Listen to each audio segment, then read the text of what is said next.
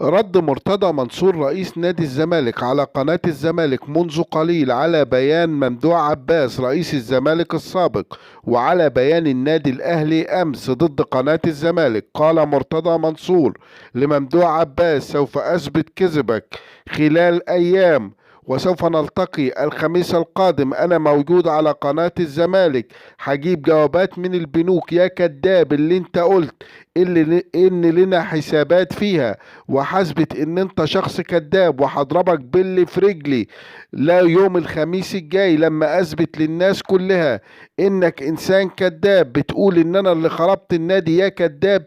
انا جايب 40 بطولة للنادي.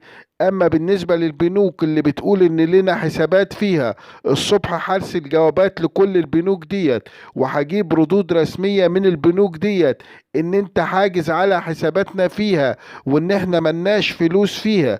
اما بالنسبة للكابتن محمود الخطيب، فانا بقول لك يا خطيب خلاص، انا صبرت عليك بما فيه اللزوم وما فيش فايدة فيك. ايه البيان العبيط اللي انت مطلعه ده وعاوز تقفل قناة الزمالك؟ حسابك يوم الخميس اللي جاي. ما تشتكي الشيخ اللي قال عليك انك اخوان وان النادي الاهلي وكر اخوان. بتشتكي قناة الزمالك ليه وبتشتكيني انا ليه؟ وبقول لوزير الشباب والرياضة: هو الاهلي ده ننوس عين مامته؟ انت بتجامل الاهلي وبتعمل حساب للاهلي؟ طب ما الزمالك نادي كبير في مصر. وبقول كمان للهلافيت اللي بيقولوا ان حسين لبيب كان رئيس نادي ناجح. ناجح ايه يا ابني؟ ده انا اللي عملت كل حاجة في النادي.